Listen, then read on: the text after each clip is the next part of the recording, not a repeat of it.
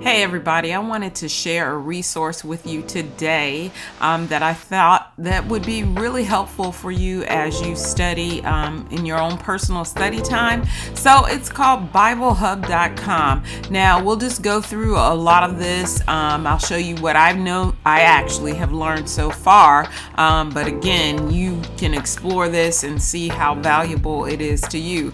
So up here at the top, this top bar, it gives you a listing of the different translations. So you have NIV, NLT, ESV, the Berean Standard Bible, KJV, New King James Version, and so on. And then if you look up here, you have those three menu bars. If you click on that, you will find even more translations. And one thing I like about this is it also has those translations, some of those translations with Strong's numbers embedded. And again, Strong's numbers is from the Strong's Concordance, and it'll just give you deeper meaning. Also, there are commentaries that you can use while you're studying. They have additional study tools like book by book. You can use cross references, the library, an outline of the chapter, the Reader's Bible. I like that. Usually that will remove the verses and the chapters so that you can take away some of the distractions while you're reading. Here's another one, Apostolic Bible Polyglot. I like that one, and I'll click on it in a little bit, but I just wanted to show you what's under those three menu item bars.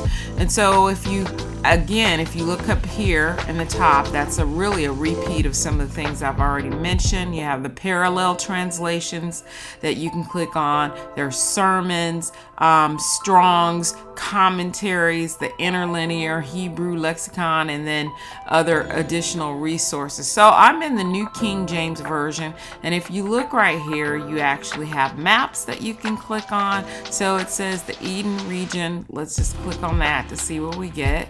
And then it gives you like an encyclopedia where you can read about Eden. I thought that was really neat. So let's go back here. Of course, you have your heading of your chapter. You can use your right and left arrows just to advance through to the next chapter. And here again, you have a summary. You can click on this, and so if you have Genesis 1, they'll give you the summary of Genesis and like the breakdown 11 through 28. Genesis 1 through 11. Chapter 11, verse 20a, and then it goes on and ends with 50. So that's the summary. You can click up here and get the outline of the book of Genesis all the way through. If you look there, it should stop at 50. Let's scroll on down. Yes, right here, chapter 50. And then you can also click and get a timeline of Genesis, the different chapters and how they're broken down on the biblical timeline. Okay. And I would just encourage you just to go through. I know this resource I like to use a lot. It's called the Treasury of Scripture Knowledge. So if we have Genesis 1:1, then from the Treasury of Scripture Knowledge, they base it on the words in the verse. So if you look at this, it says, in the beginning, God created the heavens and the earth. So then they say, okay, look at the word beginning. And we'll pull up some cross references that has that actual word listed or the concept of that word. So you have the Lord possessed me at the beginning of his work before his deeds of old. For in those days there will be tribulation unmatched from the beginning. In the beginning was the Word, and the Word was with God, and the Word was God. So it just really depends on what you are trying to do as you are studying. Let me see, what else do I like to use? So for instance, let's say I'm going to type in Matthew 23, and let's just go to verse 1. So if I type in that verse, it'll give me the different translations click here for the actual chapter, but right here it just gives you the actual verse, so you can compare the different translations and how they've translated that additional verse. And then I like this screen because on this screen they also give you the cross references related to that verse. They keep the verse in context.